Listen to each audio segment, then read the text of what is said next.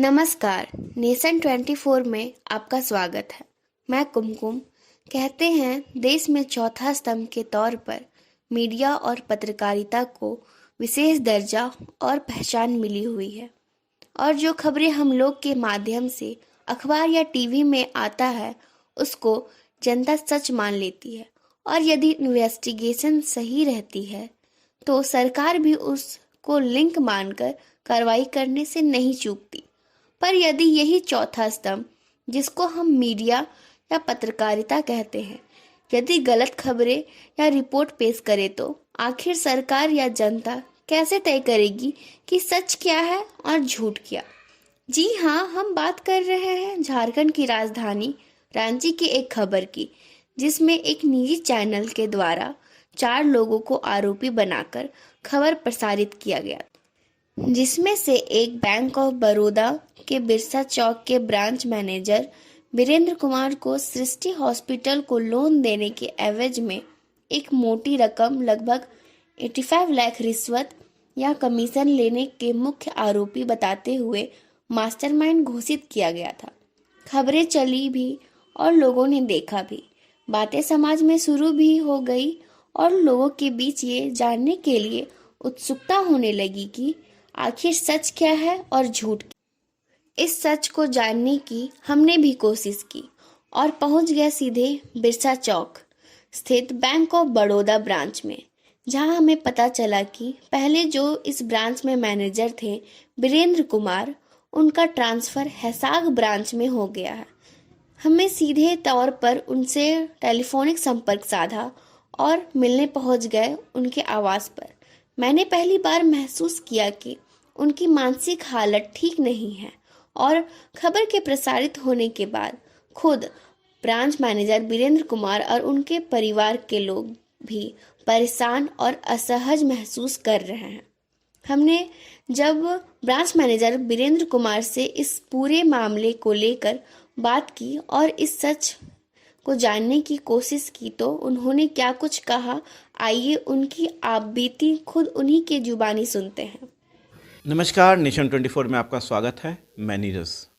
देखिए, हम पत्रकार हैं, चौथा स्तंभ के तौर के जाने जाते हैं, और हमारे पास कोई भी समस्या और अपने समाधान के लिए आते हैं तो हम सहज उनके लिए उपलब्ध होते हैं और उनकी बातों को सुनते हैं, समझते हैं, और अपने माध्यम से जो है कानून के दायरे में रहते हुए आला अधिकारियों से लेके ऊपर स्तर तक पहुंचाने का काम करते हैं। और भरसक कोशिश कर रहती है कि यदि जो व्यक्ति सच्चा है, दूध का दूध हो जाए, पानी का पानी हो जाए, और उन्हें न्याय मिल सके। हमारे पास एक फ़ोन आया जो बैंक मैनेजर वीरेंद्र कुमार जी का था, जो रांची से था। तो मुझे जब उनसे बात हुई तो मैं बड़ा सोचा कि आखिर हमसे समस्या उनको कुछ हुई है और वो हमसे समाधान चाह रहे हैं, तो आखिर कानून के पास क्यों नहीं गए और क्या मामला है। इस सारे चीज़ों को समझने या बुझने के लिए मैंने जब उनसे बात की तो मुझे बहुत सारी चीज़ें सुनने और समझने को मिली। वो अभी कार्यरत हैं हिसार ब्रांच में, बैंक ऑफ बड़ौदा में, ब्रांच मैनेजर के तौर पर। तो चलिए हम अभी उनके पहल पे, उनकी बातों को सुनते हुए, उनकी समस्याओं को सुनते हुए हम उन तक पहुँचे और सोचे चलिए उनसे मिलते हैं, उनसे बात करते हैं कि आखिर पूरा मामला क्या है और किस मामलों से वो मानसिक तौर से प्रताड़ित हैं या मानसिक तौर से झेल रहे हैं उस चीज़ों को, और कैसे उससे दूर होना चाह रहे हैं। इन सारे चीज़ों को जब हम समझने के लिए आए तो सोचा क्यों नहीं अपने माध्यम से इन सारे चीज़ों को पब्लिक स्तर पे रखा जाए, क्योंकि हम एक चौथा स्तंभ है और आईना है, और अपनी बातों को हम सरकार तक पहुंचाते हैं और सरकार की बातों तक समाज तक पहुंचाते हैं, पब्लिक तक पहुंचाते हैं।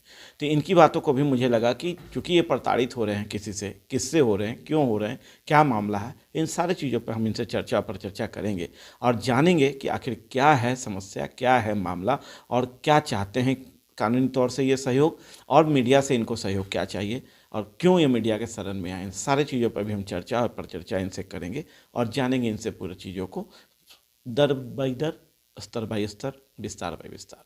रुकिए। मीडिया के शरण में आप आए, क्या है पूरा मामला, विस्तार से बताइए, क्या हुआ आपके साथ? मेरे साथ जो भी हुआ, एक्चुअली में मैंने आपसे अभी जस्ट चर्चा किया था। जी फिर से मैं इस बातों को लेकर चर्चा करता हूँ जी कि सर्वप्रथम 28 दिसंबर 2021 को अराउंड 1 बजे या 1:30 के बीच मुझे फ़ोन आया अजय लाल जी का। जी मैं उन्हें ना पर्सनली जानता हूँ, ना कभी नाम सुना था। उन्होंने ऐसा फ़ोन पर कहा मुझे कि वीरेंद्र जी, मैं आपसे मिलना चाहता हूँ, मैं कहाँ मिल सकता हूँ? तो मैंने उनको कहा, मैं हिसार शाखा में कार्यरत हूँ, आप यहाँ पर आ जाइए, मैं आपको यहीं पे मिलूँगा। बट उन्होंने ये भी जानना नहीं चाहा मैं ब्रांच में हूँ नहीं हूँ। उन्होंने फ़ोन कट किया और 2 मिनट में वो हिसार शाखा में प्रवेश कर गए। फिर उन्होंने फ़ोन किया कि आप यहाँ पे अवेलेबल नहीं हैं, मैं यहाँ पहुँच गया हूँ। हमने बोला उन्हें कि हम बाहर में हैं, इंस्पेक्शन विज़िट पे हैं, हम आएंगे, फिर मैं मिलता हूँ। लेकिन उनका जो सोच था, जो समझ था, वो कुछ और था। वो किसी को जो प्रताड़ित करने के लिए ही उस सोच से आए हुए थे, क्योंकि उन्होंने वहाँ पे 10 मिनट से ज़्यादा वक्त नहीं दिया। वो वहाँ से निकलकर बिरसा चौक शाखा पहुँच गए, जहाँ पर एक सोची समझी कहानी रची, जिसका कोई तथ्य नहीं था, कुछ सूत्र नहीं था, कुछ वैल्यू नहीं था। यह किसी एक इंसान को मतलब बोला जाए तो प्रताड़ित करने के लिए जो है ना, सोची समझी साजिश थी। फिर हमारे जो भी स्टाफगण जो बिरसा चौक में हैं, उन्होंने हमें फ़ोन किया कि सर यहाँ पे कुछ लोग न्यूज़ 11 से आए हुए हैं और वो ऐसा आरोप लगा रहे हैं कि ये सृष्टि हॉस्पिटल का जो फाइनेंस हुआ है वो बैंक ऑफ बड़ौदा बिरसा चौक शाखा के द्वारा हुआ है, और जिसमें अवैध 85 लाख रुपया लेने का जो है जुर्म आपके ऊपर डाला जा रहा है। ये बात सुनते ही हमारे पैर के नीचे से ज़मीन हट गए। बिकॉज कोई भी एक सार्वजनिक बैंक, निजी बैंक या कोई भी बैंक हो, वो सदैव कस्टमर के लिए, सदैव उसके फ्यूचर एस्पेक्ट्स को देखते हुए उसके कारोबार को बढ़ाने के लिए उसे लोन देता है, ना कि उससे पैसे लूटने के लिए उसे लोन देता है। हमारे दोस्तों ने पूछा कि साहब ये तो शर्मिंदगी की हद हो गई कि जो मीडिया कवरेज कर रहा है उसे ये तक नहीं पता कि आपका नाम क्या है। क्यों, उसमें गलती है क्या? यस यस, मैं वीरेंद्र कुमार हूँ, वीरेंद्र सिंह नहीं। मैं जो बता रहा था, सृष्टि हॉस्पिटल का जो फाइनेंस हुआ वो नियम के तहत ही हुआ है। नियम के तहत ही उन्हें लोन का जो राशि है वो दिया गया है, और उसके द्वारा ही उन्होंने अपने काम को आगे बढ़ाया है।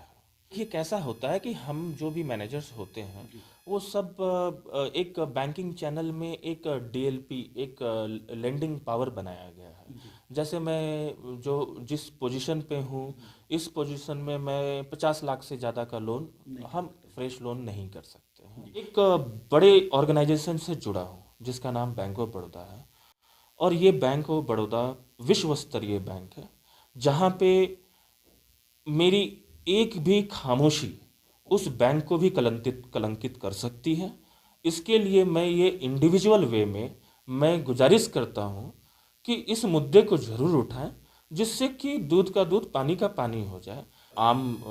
हर एक आम जो पब्लिक होता है वो हमेशा यही सोचता है, चलो ये गलत कर रहा है, छोड़ दो, एक बार जाने दो, 2 बार जाने दो। बट जब कोई भी चीज़ें जब सर के ऊपर से क्रॉस होने लगे, जब आप मानसिक प्रताड़ित हो जाएं, आपके घर वाले, आपके बुजुर्ग माता पिता, आपको ऐसा लगे, आपको ऐसा महसूस होने लगे कि ये सब क्यों हो रहा है। तो अभी आपने सुना वीरेंद्र कुमार जी को, जो branch manager Hisar bank of Baroda के हैं। उनके ऊपर जो गबन का और कमीशन का जो आरोप लगा था और 85 लाख का, और मास्टरमाइंड उनको कहा गया था एक निजी चैनल के द्वारा।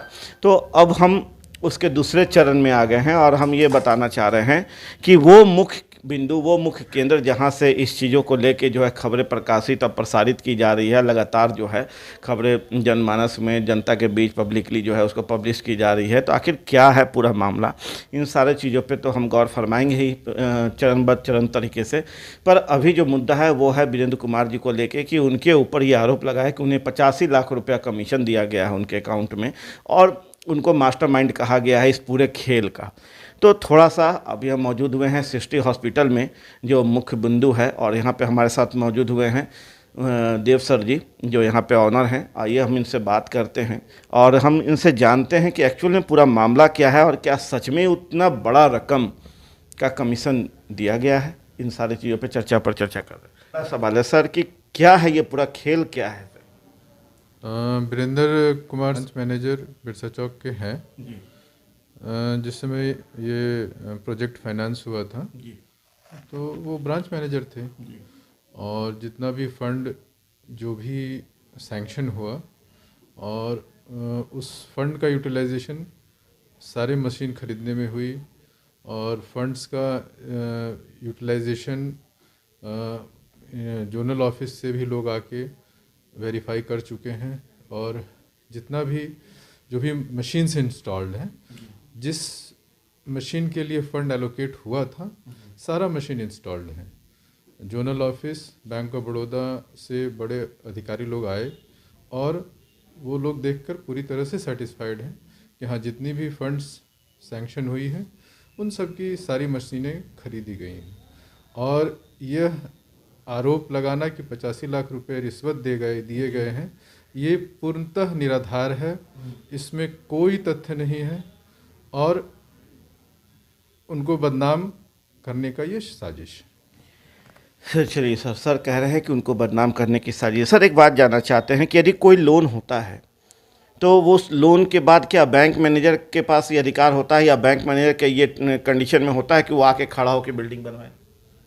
नहीं, वो क्यों बिल्डिंग बनवाएगा? या फिर वो इंस्टॉल जिस चीज़ के लिए लोन लिया गया वो पूरा? हाँ, बैंक टाइम टू टाइम अपना इंस्पेक्शन टीम भेजते रहती है क्योंकि उन्होंने प्रोजेक्ट फाइनेंस किया है, ह्यूज अमाउंट है, बड़ी रकम है, तो रकम का सही यूटिलाइजेशन हो रहा है कि नहीं, बिल्डिंग जिस प्रोजेक्ट को के लिए दिया गया है लोन वो सही तरीके से इस्तेमाल हो रहा है कि नहीं, कि पैसे की बर्बादी हो रही है या पैसा कहीं गलत इस्तेमाल हो रहा है, ये time to time zonal office से लोग आके इसको इंस्पेक्ट करते हैं और बराबर उनके इंस्पेक्शन में ही ये प्रोजेक्ट बन के रेडी हुआ है।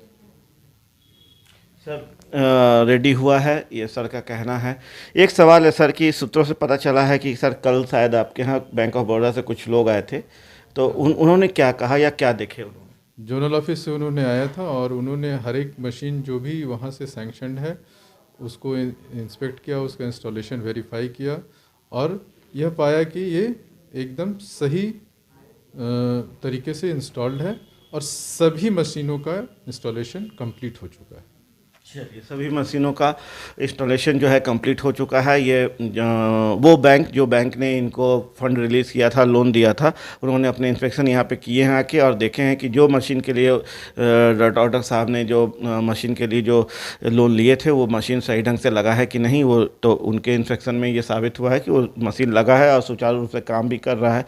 सर मेरा अगला सवाल है सर कि आखिर इस सृष्टि हॉस्पिटल के मास्टरमाइंड वीरेंद्र कुमार कैसे हो गए?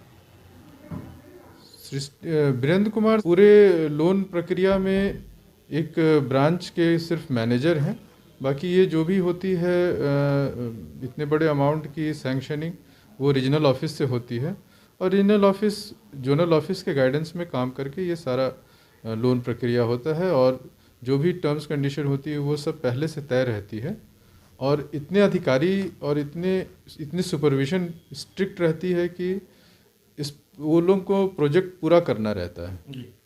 तो प्रोजेक्ट पूरा करना रहता है तो अगर पैसे की कहीं भी कमी होगी तो प्रोजेक्ट पूरा नहीं होगा और प्रोजेक्ट पूरा करेंगे तभी तो प्रोजेक्ट चलेगा, प्रोजेक्ट पूरा होगा ही नहीं तो चलेगा कैसे? सर वीरेंद्र कुमार ने अपने स्तर तक ये इतने बड़े रकम का लोन किए या इसके ऊपर अभी अधिकारी थे? ये रीजनल ऑफिस से होता है। वीरेंद्र कुमार एक ब्रांच मैनेजर हैं जी। इसमें जोनल ऑफिस से लोग इंस्पेक्शन के लिए आते हैं, रीजनल ऑफिस से लोग इंस्पेक्शन के लिए आते हैं, तब जाके ये प्रोजेक्ट लोन सैंक्शन होता है। यानी जो बातें हवा हवा में चल रहा है मास्टरमाइंड की तरह से निराधार है? पूरी तरह से निराधार है और केवल उनको बदनाम करने का ये साजिश है। जहाँ तक होगा वहाँ तक हम दिखाने का काम करेंगे और बताएंगे दूध का दूध क्या है, पानी का पानी क्या है। आप देखें नेशन 24। नमस्कार।